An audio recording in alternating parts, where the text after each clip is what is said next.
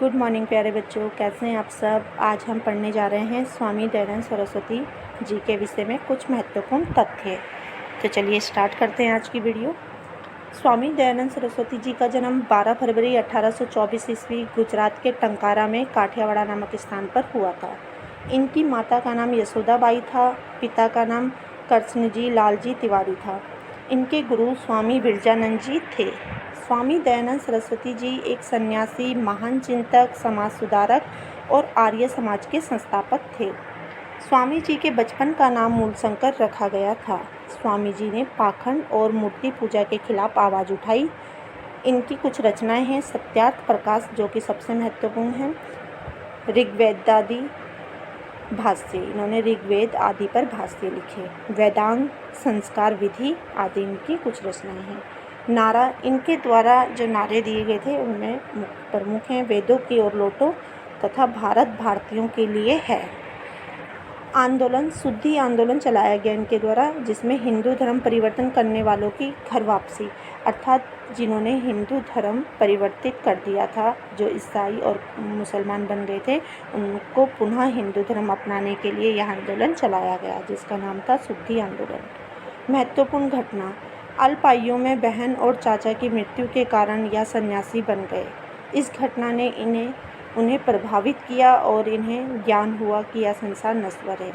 जब इनके चाचा और बहन की मृत्यु हो गई अल्पायु में, तो इन्हें चाचा से काफ़ी लगाव था, क्योंकि चाचा ने इन्हें संस्कृत की शिक्षा दी थी।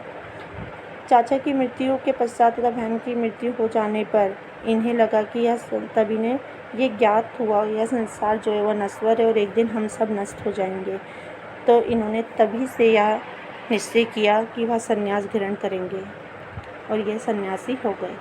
शिव मूर्ति को, एक अन्य घटना जो घटित हुई थी वो शिव मूर्ति को चूहे द्वारा मलिन करना, इस घटना से ही इन्होंने मूर्ति पूजा का भी विरोध किया।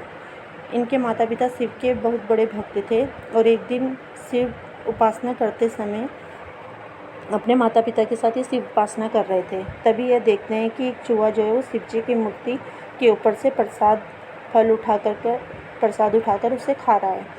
तो इन्होंने उसका विरोध किया और देखा कि जिसकी उपासना कर रहे हैं, जिस पाषाण पत्थर की उपासना कर रहे हैं, उसमें कोई चेतना ही नहीं है। एक चूहा उनके ऊपर से प्रसाद उठाकर खा रहा है और वह उसका कुछ भी विरोध नहीं कर पा रहे हैं। तो इन्होंने तभी से पत्थर की मूर्ति, उसे सिर्फ एक पाषाण की पूजा करना कहा और इन्होंने मूर्ति पूजा का विरोध किया। अब आगे देखते हैं संस्थान। दयानंद एंग्लो वैदिक कॉलेज लाहौर की स्थापना 1886 लाला हंसराज की प्रेरणा से की गई। दयानंद एंग्लो वैदिक कॉलेज की स्थापना जो है वो लाला हंसराज की प्रेरणा से लाहौर में और 1886 में की गई। मुख्य है, महत्वपूर्ण तथ्य है। और गुरुकुल की 1901 हरिद्वार में स्थापना की गई। गुरुकुल की स्थापना कब की गई? 1901 में हरिद्वार में। आर्य समाज की स्थापना, सबसे महत्वपूर्ण तथ्य, आर्य समाज की स्थापना 10 अप्रैल 1875 ईस्वी में की गई। राजनीतिक विचार, और इनके कुछ राजनीतिक विचार भी हम यहाँ पर समझेंगे। स्वराज्य का उद्घोष, भारतीय राष्ट्रवाद, लोकतंत्र का समर्थन, स्वदेशी वस्तुओं से प्रेम तथा हिंदी का समर्थन इन्होंने किया। समाज सुधार के कई कार्य इन्होंने किए, जैसे कि जाति प्रथा का विरोध किया, कुप्रथा का विरोध, आर्य भाषा एवं शिक्षा का प्रसार, नारी अधिकारों के समर्थक थे ये। मूर्ति पूजा का इन्होंने विरोध किया तथा वर्णाश्रम का समर्थन किया।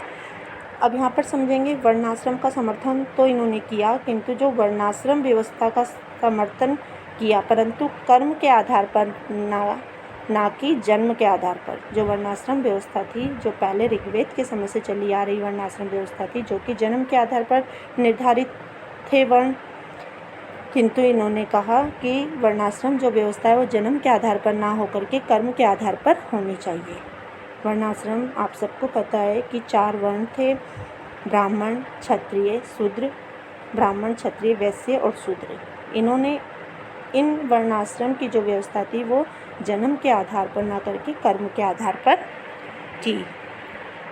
आगे देखते हैं, इन्होंने मूर्ति पूजा को पाखंड एवं अंधविश्वास का जन्मदाता माना। इन्होंने राजा राम मोहन राय की भांति एकेश्वरवाद का समर्थन किया, मतलब एक ईश्वर को मानना। स्वामी जी ने पर्दा प्रथा, अशिक्षा आदि को नारी की विपन्नता तथा खराब स्थिति का कारण बताया। स्वामी जी ने आर्य समाज में स्त्रियों को ऊंचा स्थान प्रदान किया। आर्य भाषा एवं शिक्षा का प्रसार स्वामी जी समाज के सर्वांगीण विकास के समर्थक थे। आर्य भाषा एवं शिक्षा का इन्होंने प्रसार किया। इसमें हम देखेंगे कि स्वामी जी जो थे उस समाज के सर्वांगीण विकास के समर्थक थे। वह ऐसी शिक्षा पद्धति चाहते थे जिसमें बौद्धिक विकास के साथ साथ शारीरिक, मानसिक एवं आत्मिक विकास भी हो। ठीक है, तो ये समाज के सर्वांगीण विकास के पक्षधर थे और ऐसी शिक्षा पद्धति चाहते थे जिससे कि मनुष्य का बौद्धिक विकास के साथ साथ उसका शारीरिक, मानसिक एवं आत्मिक विकास भी होना चाहिए। स्वामी जी पाश्चात्य शिक्षा के विरोधी थे। ये पाश्चात्य शिक्षा का विरोध करते थे और गुरुकुल शिक्षा पद्धति के समर्थक थे तथा मातृभाषा पर शिक्षा को महत्व देते थे। उनका कहना था कि जो शिक्षा है वो मातृभाषा पर होनी चाहिए। स्वयं गुजराती होते हुए अपनी समस्त रचनाएं आर्य भाषा में की। ये स्वयं गुजराती थे और इन्होंने अपनी जो समस्त रचनाएं वो किस में की थी? आर्य भाषा में की। कुप्रथा का विरोध, यहाँ पर हम कुप्रथा कौन सी कुप्रथाओं का इन्होंने विरोध किया और भी अन्य कुछ यहाँ पर कुप्रथाओं ने भी जान लेते हैं। जैसे इन्होंने बाल विवाह तथा दहेज प्रथा का विरोध किया। बाल विवाह जैसे बचपन में ही विवाह कर दिया जाता था पहले, उसका और दहेज प्रथा का इन्होंने विरोध किया। विवेकपूर्ण जीवन साथी चुनने तथा स्वस्थ संतान हेतु विवाह की आयु इन्होंने लड़कियों के लिए 16 वर्ष तथा लड़कों के लिए 25 वर्ष निर्धारित की।